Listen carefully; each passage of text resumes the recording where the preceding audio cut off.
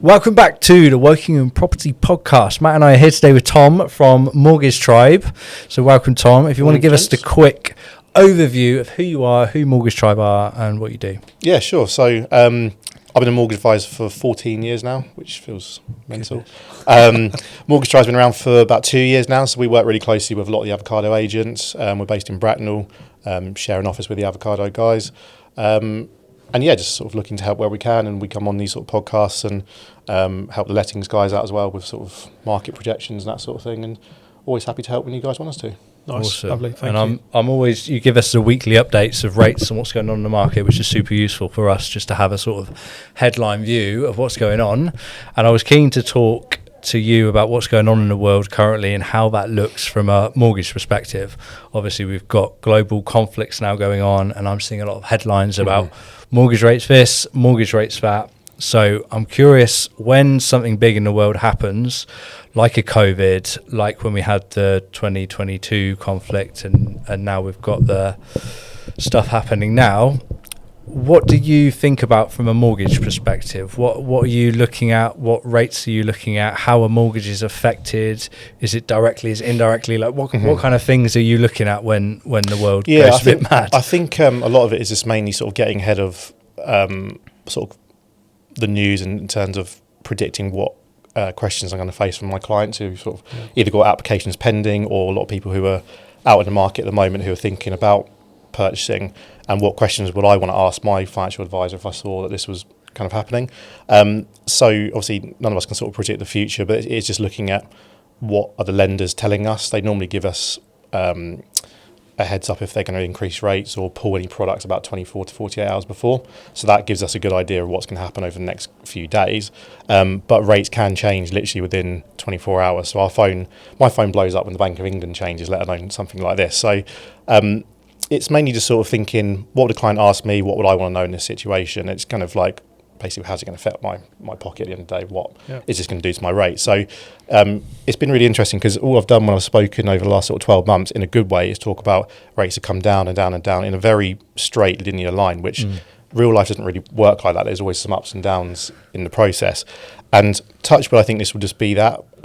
From the research that I've done, and I'm not an economist or like a world politics expert, but this feels more like a global market kind of sort of reaction in terms of rates have gone up a little bit over the last week by sort of 0.2, 0.3, which is quite a big jump compared to what we've seen over the last 12 months. But I think the first question that people have asked me, or what I've worried about, is this another mini budget car crash from 2022? And from what I can see, it's definitely not that. The difference then was when that all kicked off, the lenders the next day put their rates up by like 0.5%. They would just pull in rates. So like, just give us 3 or 4 days to even think about how to digest this. And that was very much a UK problem. That was the pound fell. Liz Truss has just absolutely blown it in one budget. This is obviously a global thing, so it's not just the UK getting affected by it. And global events do just affect the economy. Things go up, things go down. But I do think that still the trajectory at the end of this year will be going in the right direction, is my personal feeling, unless it, ask me in a week and it's all kicked off again, but we shall see. Yeah, we won't hold you to it. No, and that will, I think we don't really want to get into politics too much, but this could all sort itself out by next week if calls and conversations happen the way that everybody intends or wants them to. But it could also be something that happens and continues for much longer, and that will drive inflation based on oil cost, based on petrol cost, based on cost of living here. But there are many other factors to inflation, so it will just be one of those parts that are catalyst to it. I think you're right. I think when you look at the Liz Truss budget that came in, instantly you saw those 0.5%, if not higher than that. It was pure panic. Yeah, it was pure panic. It increased at a phenomenal rate, and if it increased day after day after day, it felt like at the time. So you went from having relatively sensible rates to, goodness me, suddenly you can't fix a mortgage at less than 6%. Yeah, and you're like, wow, okay, that's a big change, right? Yeah. That's a big change. Whereas when you look at it now, the 0.25% or the 0.3%, yes, it does seem big in isolation off the back of, we've seen, like you say, the trajectory come further and further down over the past year, but they're still cheap. Yeah, they're still cheap money. They're still cheap money, right? Yeah, absolutely. If you compare it from 2 years ago. 100, yeah, like when 2024. we fixed our mortgage, we fixed it at the lowest point that it was, I think, early, I'm going to say 2024, and we managed to get a 3.81 rate fixed for 5 years, and ever since then it's gone up and it's steadily come back down, and only recently has that come down to like the 3.5 to sort of 3.55 to 3.6, 60% loan to value 5-year products. Yeah. Even that might have been 2-year money, because I know the swap rates have been more competitive recently on the 5-year money than they have been the 2-year money.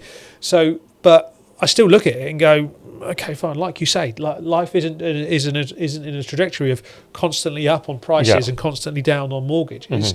It is a fluctuation of graphs, if you like, based on highs and lows. Yeah, if you look at progress in a business or personally, it's not just a straight line up. There's always some bumps in the road, but as long as the overall trajectory is there.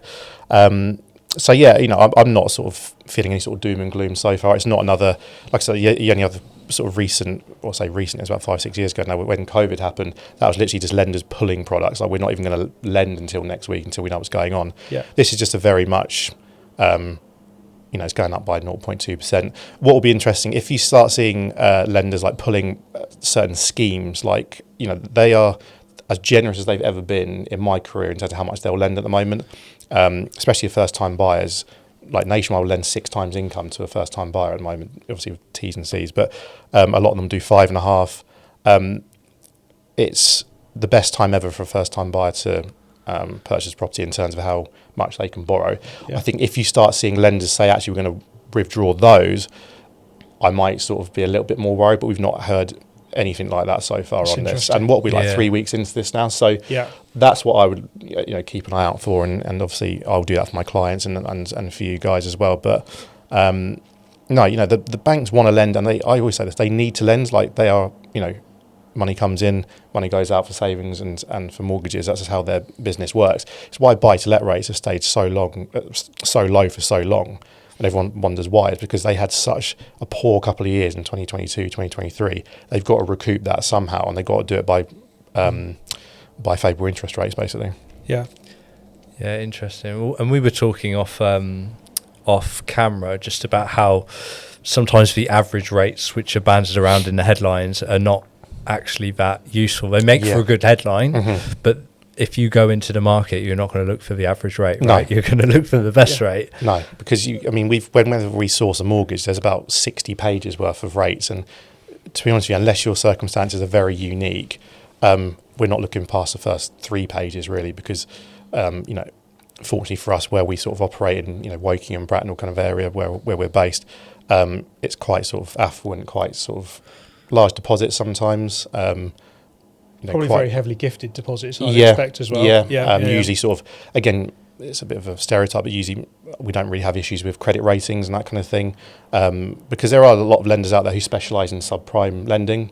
That's their business model, but that is when you're looking at the sort of the 5% still, and they will still lend, but it just comes at a price basically. So if you just Google what is the average interest rate in the UK at the moment for mortgages, it probably doesn't look as rosy as what it does for a 60% LTV at 3.8% or whatever. So I'd always be careful when Googling just like what's the average rate. Really speak to either speak to a broker, or you could go on certain comparison sites. I personally wouldn't, because they don't take into account affordability or criteria. But speaking to a broker who's got access to the majority of the market, they'll be able to quickly tell you actually what rate is for you and what's not, basically.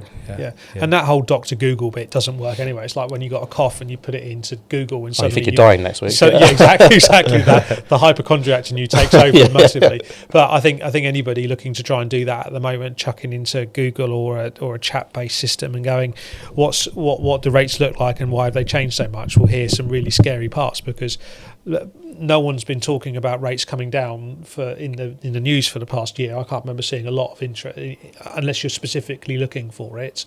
No one's been talking about how much more you could borrow as first time buyers, how rates have come down, how it's now a better time to buy. But instantly the rates go up by 0.25%, and suddenly the massive headlines across the BBC are doom and gloom. What's going to happen? Where are we going to get to? And all that rubbish. Because the good news is boring, and it's great for us guys, but no one wants to hear about it. Yeah, exactly. Yeah. The good news is boring, and the bad news is exciting for them to sell news articles, right? Yeah.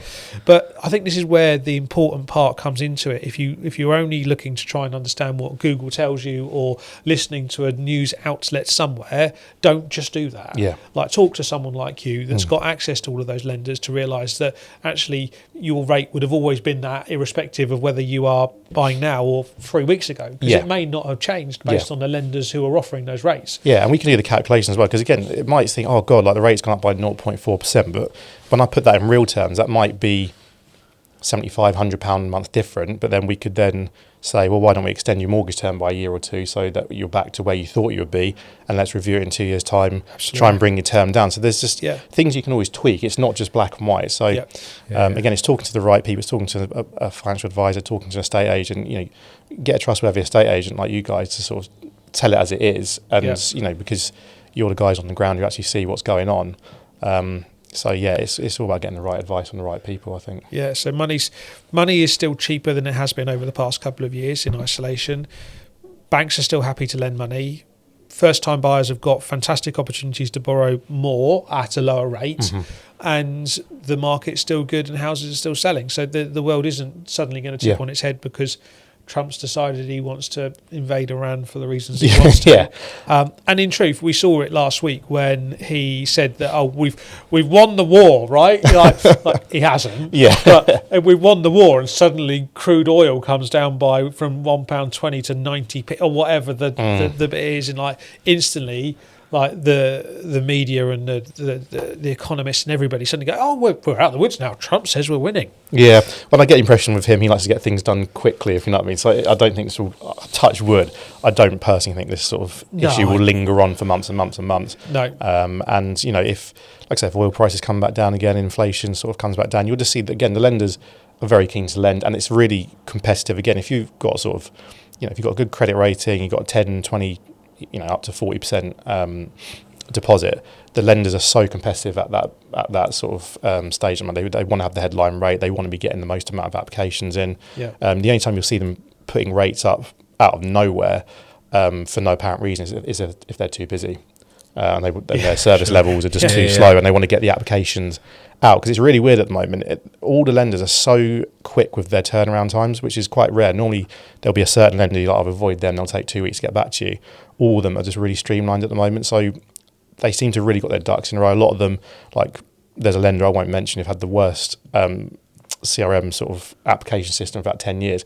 They finally got a really, really good one, and their whole process has got a lot better. And that as a high street lender, a lot of brokers, you ask anyone, be like, I'm not going anywhere near them. Now they're my favourite broker. I won't name them, but they're big. So basically the lenders are trying to do everything they can to be as competitive as they can to not just borrowers, but also brokers as well. So, you know, for me, it's, you know, we had a couple of tricky years in sort of 23 and 24, but last year's been great, and this year has started off really, really busy for us as well. So it feels positive in the market so far to me. It's an interesting one, because I had eServe surveyors get in contact yesterday for a mortgage valuation on one of the houses that we're selling. And I honestly couldn't have got back to them until after 7 o'clock last night. So I was like, okay, they're not going to be open, but I'm going to try anyway and just see if there's a voicemail or whatever. Anyway, got through to someone instantly. I was like, what time are you working until? Yeah, I know. I was like, what time are you working until? She's like, yeah, we normally work till 8 o'clock during the week because of this, but we're actually working till 9 at the moment because we've got so many mortgage applications going through. Yeah. Oh, wow. And I was like, oh wow, you're working as late as I will be this evening. So well done you. But it's but that was really interesting to show that there's still an awful lot of mortgage business going on where they still need to be getting out and valuing properties to understand their lending criteria. And obviously it's not just home movers as well. I mean, I'm lucky enough, I've been doing it long enough now where we've got a lot of clients who just simply need to remortgage because their product's coming to an end. And that always tells you quite a lot about the market as well. It's not just the purchase rates, what they look like, but what the product transfer rates, what the remortgage rates like. And the lenders are still very much offering their best rates to their existing clients, which for a long time was not the case. Quite often they'd want to get new business in, attract sort of new clients, whereas now for the last sort of 4 years they want to just hold on to their books really. So it's still very good that once you're say once you're on the ladder and your 2-year or 5-year fixed rate's coming to an end, a lot of the time you might be able to get your payment down at that point because the lender wants to keep you. So it's not quite so competitive with the remortgage market these days, which is not great for brokers, being totally honest with you, but for the applicants and mortgage holders, it's great news. Yeah. Why is that the banks don't or historically haven't done more to hold on to clients? They'd just be happy for people to go elsewhere? Just the remortgage sort of market just used to be very much like almost like changing your energy bill. Like, we just want new customers. We just want, and then I think they thought, oh, if we can get their mortgage business, can we get their current account? Can we get them a credit card? That sort of thing. I think they've just changed. Yeah. I think they don't want to lose, they don't want sort of arrears to go to a certain level. If they've got good paying, this guy pays a mortgage every month, never even missed a payment, likely to use us again and port, then they just want to sort of keep them, basically. That's the only sort of solution I can think of. Because in theory, if you think of it as a funnel and you've got your mortgage business in a funnel and you're quite happy to let the existing business go and the new business go in, you're only replacing it to the level that it ever was. And let's say, for example, the remortgage business moves quicker than the new business, suddenly your pipeline of business is actually a lot lower. Yeah. Whereas if you can increase that funnel based on the fact that you look after your current client database, current client's clientele, you know what I mean. But you're putting more in. Yeah. Like, suddenly your business grows and grows and grows. You become more profitable. And as a bank, as a lender, they want it to be consistently growing to that level. And also, when you're doing a remortgage, there's a whole legal process to go through as well. So the lender is going to offer that for free to the client to get them to come over. So there's costs involved there, and it's just a time process to go through. So I think it tidies things up a lot, to be honest with you. Yeah. There's so much to think about, isn't it, when you get into mortgage? And I think there's so many moving parts, which is why I think what you offer is so useful for someone, because they've got to think about their credit score, their employment, their pay slips, their bills, their outgoings. There's so much to it. So just be able to simplify all of that and say, look, here are your options. Yeah, and again, straight away, a lot of our clients are self-employed, so there's so many lenders that are so much better for self-employed than employed, or they'll look at it very differently depending on how you run your business. Like some of this very strict on, don't care what the profit is in the business, we're just going to look at your salary and dividends. Some will be like, actually, fine, you didn't take all the money out that you could have done. Let's look at what the net profit is in the business at the end of the year. Yeah. Again, an accountant, if you've got a decent accountant, that can pay dividends going forward as well, in terms of just let them know. If you're thinking of moving home or remortgaging, tell your accountant like a year or two in advance, because they can really get your ducks in a row, and that helps us out a lot. It helps the client out massively, rather than, because an accountant's main job at the end of the day, for most part, is they can try and keep your tax bill down, because that's what you want until the time comes where you apply for a mortgage. And you're like, oh shit, like I need to make this look better on paper. Communication between broker, accountant, estate agent is what makes a transaction happen so much faster. Yeah, for sure. I was talking to one of my friends who's getting a mortgage at the moment, and he was asking me about this, asking me about that. Shall I do a 25-year rate? Shall I do a 30-year mortgage? And this, that, and the other. And I said to him, do you love the house you're buying? Do you love the house? Is it the right house? And that's the most important thing. The cost of buying the wrong house will outdo any kind of, whether you get a 25-year or a 35-year. Mm-hmm. And so I think someone just speaking to you, understanding what your options are, and then going out there into the market and buying the right house. Remember when I bought my house a few years ago and rates immediately came down? I'm at no point have gone, I wish I'd have waited and lost my house and then got a 0.5% cheaper. Yeah, don't cut your nose off to spite your face over 0.5%. Yeah. Because if when that rate comes to an end, you'll reap the benefit of it somewhere. But if it's going to be your dream home for you and your family, my advice is just don't wait around just to think, maybe the time's better next year because rates might be better. No one knows. No one saw this come in like 4 weeks ago. So I'm sure someone saw it coming. Someone had the inside scoop and bet on it. Someone shorted it somewhere. Someone shorted it somewhere. But it's a very interesting place to be, isn't it, mortgages, because it can change so quickly. But I think it's the perception of the client that is the key bit, and the perception is often done based on the information that people want you to hear, not want you to know.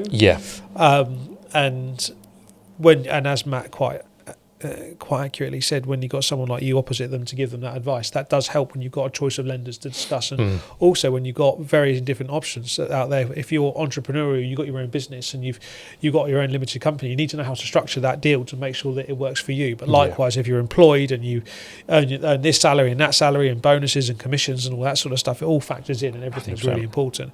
So it's very much a keep calm, carry on. I feel like we said that a lot last year. I think still true though. Yeah, it's still very true. And I actually think you're spot on. I think Trump won't let this go on for longer than he needs to. Hopefully, this is all finished by the time this podcast comes out. I was going to say this will be a bit old news, but I think it's something that's important for people to look at and understand as to how the political positions over the course of the years across the world will make a small change to what is a big investment for you. So don't look at the change and go, no, not now. Let's look at ways in which you can structure the mortgage to make it more affordable, so that in a couple of years' time, when your mortgage product's coming to an end, you can make decisions that are appropriate to you by lessening or moving the term of the mortgage or looking at a different lender. I always say to clients who are a little bit concerned about these things, there's probably more options than you think in terms of, we can tweak things to make it work for you. You know, most people go for a 35-year term when they're first time buyer, for example. We could look at just going 40 years just as a short term solution. The keep calm, carry on thing is, I think, quite relevant. Mantra of this podcast. Yeah. Well, I've got a timer which is about to go off, which tells me we're out of time. So thank you ever so much, Tom. Thanks for having me, guys. Everyone, fire questions to Tom. Get in touch with Mortgage Tribe. Send us your questions to the next episode. And we'll see you again very soon.